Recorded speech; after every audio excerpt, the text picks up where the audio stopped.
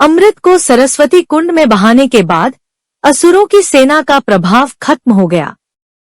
लेकिन रुद्र को यह आभास होने लगा था कि यह केवल एक युद्ध का अंत है, पूरी लड़ाई नहीं।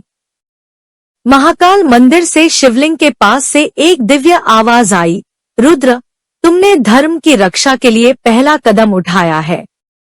लेकिन असुरों की ताकत अभी पूरी तरह समाप्त नहीं हुई।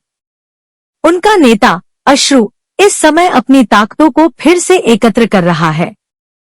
तुम्हें अब अपनी दिव्य शक्तियों को पहचानना होगा।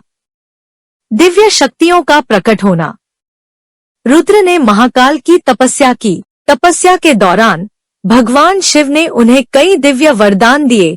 त्रिशूल का वरदान, यह त्रिशूल न केवल युद्ध में अचूक होगा, बल्कि सत्य और न्याय का प्रतीक बनेगा। रुद्र के नेत्र, उनके तीसरे नेत्र ने उन्हें असुरों की चाल और योजनाओं को पहले से ही भांपने की शक्ति दी। अग्निकवच, यह कवच रुद्र के चारों ओर एक सुरक्षा घेरे के रूप में कार्य करेगा, जिससे कोई भी शत्रु उन्हें छू नहीं पाएगा। हनुमान जी ने कहा, रुद्र, ये शक्तियां केवल युद्ध के लिए नहीं, बल्कि मानवता की रक्षा के लिए दी गई है। इनका उपयोग लोभ या क्रोध में न करना। अश्रु का प्रतिशोध। अश्रु, जो असुरों का सबसे खतरनाक योद्धा था, अपने तप से ब्रह्मा जी को प्रसन्न कर चुका था। उसने वरदान मांगा, मुझे वह शक्ति दो जो मुझे अजय बना दे। ब्रह्मा जी ने कहा, तुम्हें शक्ति मिलेगी, लेकिन तुम्हारा अंत केवल तुम्हारे ही किए गए कर्मों से होगा। तुम जितना अधिक पाप करोगे, उतना ही अपने अंत को करीब लाओगे। अश्रु ने अपनी सेना को संगठित किया। वह अब रुद्र, हनुमान और उनके साथियों से बदला लेने के लिए तैयार था। उसने पृथ्वी पर अराजकता फैलानी शुरू कर दी। जंगलों को जला दिया, नदियों को सूखा दिया और इंसानों को अपनी ओर झुकाने के लिए भयानक मायाजाल रचाया। महायुद्ध की तैयारी। महाकाल के आदेश पर रुद्र ने देवताओं और मानवों की एक सेना तैयार की। यह सेना केवल योद्धाओं की नहीं थी, बल्कि उसमें वे दिव्य जीव भी शामिल थे जो सदियों से छिपे हुए थे। गांधर्व योद्धा, जिनकी संगीत से ही दुश्मनों को हराने की शक्ति थी। गरुड़ सेना, जो आसमान से हमला करती थी।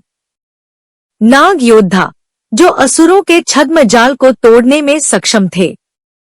वन्य जीव, हजारों वर्षों से जिंदा रह रहे दिव्य पशु, जिनकी उम्र और शक्ति अमरता के करीब थी।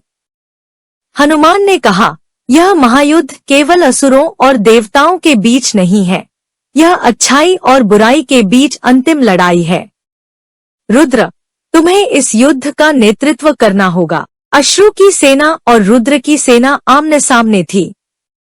धरती कांप रही थी, आकाश में बिजली कड़क रही थी। अश्रु ने अपनी शक्ति से चारों दिशाओं को अंधकारमय कर दिया। उसने कहा, रुद्र, तुम अमृत बचाकर भी क्या कर लोगे? मैं इस सृष्टि को मिटाकर एक नई दुनिया बनाऊंगा। रुद्र ने त्रिशूल उठाया और कहा, अश्रु, यह सृष्टि अच्छाई और धर्म के आधार पर बनी है। इसे मिटाने का अधिकार तुम्हें नहीं है।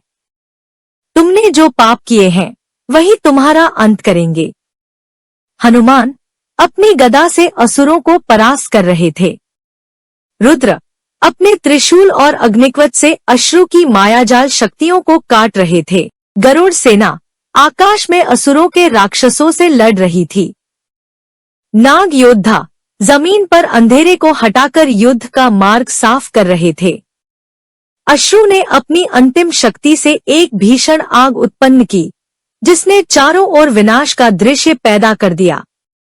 लेकिन रुद्र ने अपनी तीसरी आंख से उस आग को शांत कर दिया।